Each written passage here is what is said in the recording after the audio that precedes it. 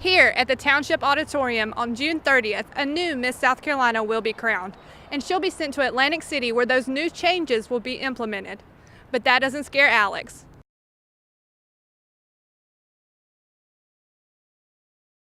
But many fans are worried about the Panthers' future here in Spartanburg since new owner David Tepper has taken over. Tepper has never specifically addressed the future of the Panthers in Spartanburg. Well, the clouds came, so it's a little bit cooler out here, but coming up after the break, we'll have your full 5-day forecast. South Carolina women's basketball will host Baylor on Sunday, December 2nd as part of the 2018 SEC Big 12 Women's Basketball Challenge. The two leagues announced that today. 10 teams from the SEC will participate, while every team from the Big 12 will take part in this challenge each season. The Gamecocks will take on Baylor for the first time in program history. South Carolina will release the remainder of its non-conference schedule at a later date. Gamecock 2018-2019 season tickets are on sale now and can be purchased online at gamecocksonline.com. But the impact that the Mighty Moo brings to not only veterans, but families that attend can be seen worldwide.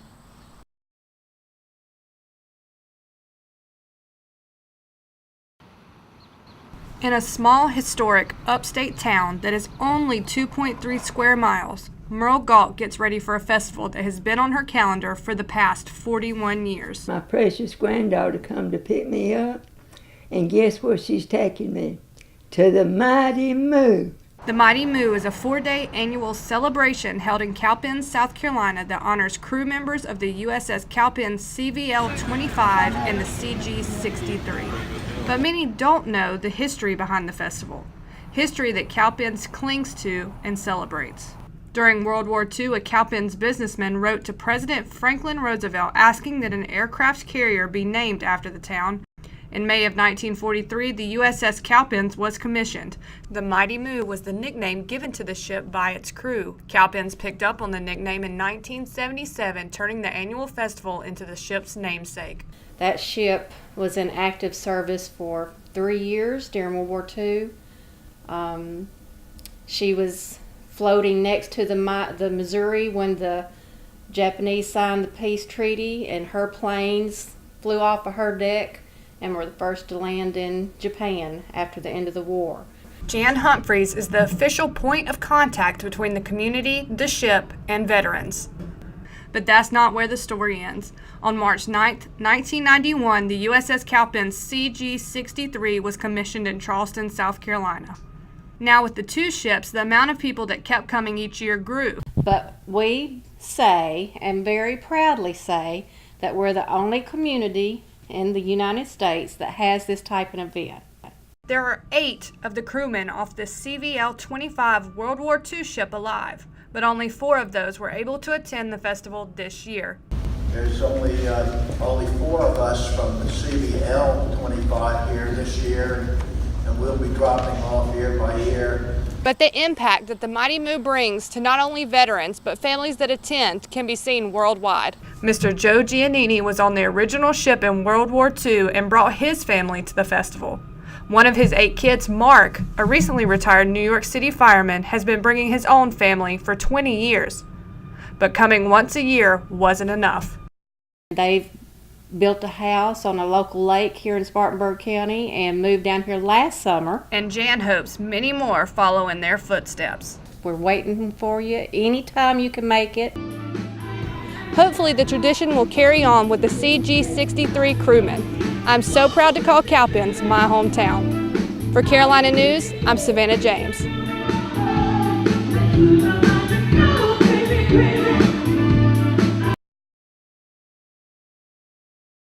Doing life, Luke, anyway.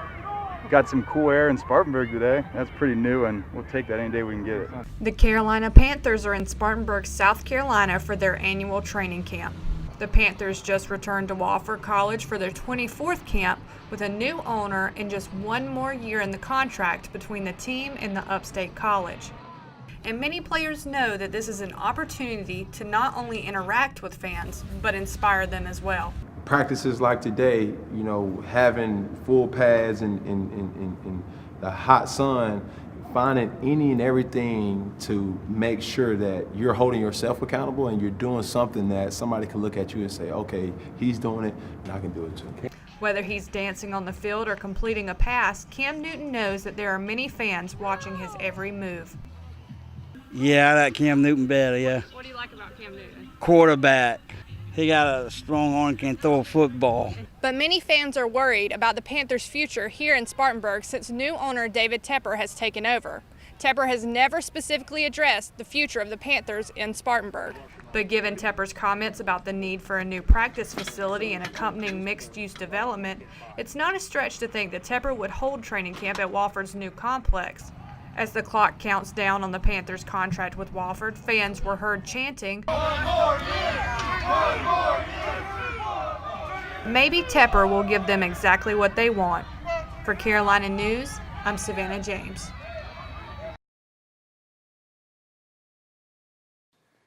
In the summer, teen accident rates rise during the so-called 100 deadliest days. The time between Memorial Day and Labor Day is when teens are at an increased risk of dying in car crashes. And a major contributing factor is intoxicated driving, but one mother is doing everything she can to try to change that. Reporter Savanna James has more. If you drive down 4th Street in Bowling Springs, South Carolina, you might notice a charred tree with a plaque, but it might not be there much longer. Funding of a $2.1 million project has been secured for a major reconstruction of 4th Street, making it safer. But what caused this change wasn't a spur-of-the-moment decision. 3 years ago, 4 USC upstate student athletes were killed in a fiery crash on that particular street. The crash was caused by a combination of drunk driving and speeding. But the story didn't end there. Laurie Lee, Josh's mother, speaks across the state to share Josh's story. But the impact isn't only seen in the upstate. She even wrote a book. Just Finished the Race is a testimony of a mother's love to finish her son's race. You are now in heaven, running the streets of gold. You are now everyone's guardian angel with your wings of white. Skip Fry, cross-country and track and field coach at Broome High School in Spartanburg, coached Josh throughout his high school career. He keeps Josh's memory alive by informing the student athletes he comes into contact with about Josh's story. I had about 15 of my kids go and participate in the Josh Lee run, and so they heard the story, and I'll tell them the story whenever, that comes around and talk to them about Josh. Josh's story will continue to change lives and potentially even save them. Laurie hopes that she can show people around the world the consequences of drinking and driving, and also hopes that Josh's story will be enough to inspire others to just finish their race. And the 4th Street reconstruction is resulting from this increased awareness. This road work can be attributed to one mother's unwavering love for her son. Frank, Austin.